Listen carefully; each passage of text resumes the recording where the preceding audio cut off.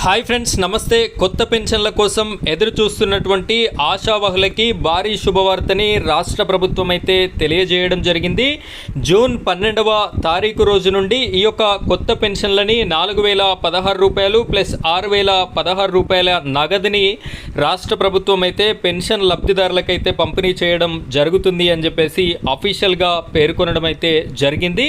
అయితే ఈ యొక్క పెన్షన్లు ఎవరెవరికి వస్తాయి, కావలసినటువంటి డాక్యుమెంట్స్ ఏముండాలి అనేటటువంటి పూర్తి వివరాలని నేను మీకు ఈ వీడియోలో అందించడం జరుగుతుంది. వీడియో చూస్తున్నటువంటి ప్రతి ఒక్కరు కూడా వీడియోని లైక్ చేయండి. ఆ వెంటనే వచ్చేటటువంటి హైప్ పాయింట్స్ కూడా వీడియోకి ఇస్తారని కోరుకుంటున్నాను. ఇలాంటి లేటెస్ట్ అప్డేట్స్ మీకు నోటిఫికేషన్ రూపంలో రావాలి అనుకుంటే మన ఛానల్ని సబ్స్క్రైబ్ చేసుకోండి. పక్కనే బెల్ ఐకాన్ ఉంటుంది, దాని మీద ట్యాప్ చేసి ఆల్ అని సెలెక్ట్ చేసుకోండి. ఇప్పుడైతే మనం వీడియో టాపిక్లోకి వెళ్ళిపోదాం. వీడియోని కంటిన్యూ చేయండి. ఫ్రెండ్స్, ఇక్కడ గమనించండి, వితంతువులకి పెన్షన్ భరోసా జూన్ నుంచి కొత్త వారికి 1.53 లక్షల మంది అర్హులని అంచనా అని చెప్పేసి మనకి కనిపించడం అయితే జరుగుతుంది. ఇక్కడ క్లియర్గా మనం ఒకసారి చూసుకున్నట్టయితే కొత్త పెన్షన్ల మంజూరుపై కూటమి ప్రభుత్వం కీలక నిర్ణయం తీసుకుంది. ఇది కూటమి ప్రభుత్వం అంటే మీ అందరికీ తెలుసు, ఆంధ్రప్రదేశ్ రాష్ట్రానికి సంబంధించినటువంటి ఇన్ఫర్మేషన్.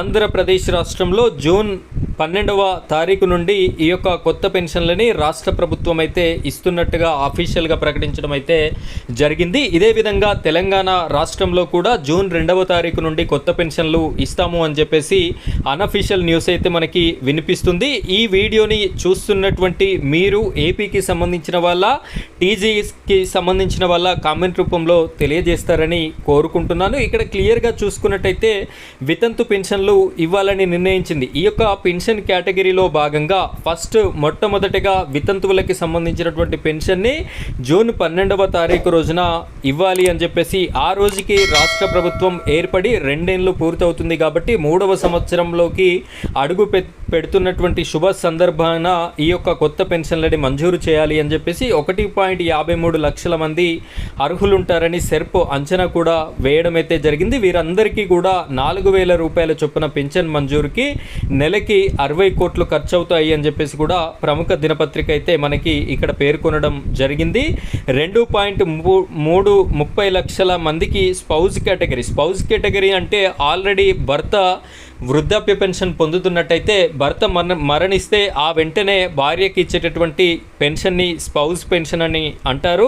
ఇక్కడ 2.30 లక్షల మందికి ఆల్రెడీ ఇస్తున్నారట. ఇంకొక 1.53 లక్షల మంది అర్హులు ఉన్నారు. కాబట్టి వీరికి రాష్ట్ర ప్రభుత్వం అయితే జూన్ 12వ తారీఖు నుండి ఇవ్వడానికైతే ముహూర్తాన్ని ఖరారు చేయడం జరిగింది. ఇక్కడ స్పౌజ్ కేటగిరీ కింద ఏ నెలకు ఆ నెల కొత్త పెన్షన్లు మంజూరు చేస్తుంది. పెన్షన్ తీసుకుంటున్న భర్త చనిపోతే ఆ పెన్షన్ మరుసటి నెలలోనే మరణ ధృవీకరణ పత్రం జారీ అయిన వెంటనే భార్య పేరు మీదకి ఇక్కడ ఈ యొక్క పెన్షన్ని బదిలీ చేసి ఇవ్వడం అయితే జరుగుతుంది. ఇక్కడ వితంతు పెన్షన్దారులకైతే జూన్ 12వ తారీఖు నుండి ఈ అందరికీ కూడా ఇవ్వడం అయితే జరుగుతుంది. ఆ తర్వాత అర్హులైనటువంటి దివ్యాంగులకి కొత్త పెన్షన్లు అందించాలని ప్రభుత్వం నిర్ణయం తీసుకున్నట్లు తెలుస్తుంది. ఇక్కడ దివ్యాంగులకి 6,016 రూపాయలని కూడా రాష్ట్ర ప్రభుత్వం అయితే ఇవ్వడం జరుగుతుంది. ఇప్పటికే 1,00,000 మంది దరఖాస్తు చేసుకున్నారు. ఇందులో అనర్హులను ఎలా నిరోధించాలా అని అధికారులు కసరత్తు చేస్తున్నారు. ప్రస్తుతం దివ్యాంగ విభాగంలో పెన్షన్ తీసుకుంటున్న 6.5 లక్షల మందిలోనూ 1,00,000కు పైగా అనర్హులు ఉన్నట్లు వైద్యాధికారుల తనిఖీలో తేలింది. ఇక్కడ ఫస్ట్ కేటగిరీ వితంతువులకి జూన్ 12 తారీఖున ఇవ్వడం జరుగుతుంది. నెక్స్ట్ కేటగిరీ అయినటువంటి దివ్యాంగులకి ఈ యొక్క పెన్షన్ అనేది 6,016 రూపాయలు కూడా ఇస్తాము అని చెప్పేసి రాష్ట్ర ప్రభుత్వం అయితే ప్రకటించడం జరిగింది. ఫ్రెండ్స్, ఇది ఈరోజు మన పెన్షన్లకి సంబంధించినటువంటి భారీ శుభవార్త. ఇదే విధంగా తెలంగాణ మరియు ఆంధ్రప్రదేశ్ రాష్ట్రాలకి సంబంధించిన ప్రతి అప్డేట్ మీకోసం నేను తీసుకొని రావడం జరుగుతుంది. మిస్ కాకుండా ఉండాలి అనుకుంటే మన ఛానల్ని సబ్స్క్రైబ్ చేసుకొని సపోర్ట్ చేయండి. Thank you friends, thank you very much.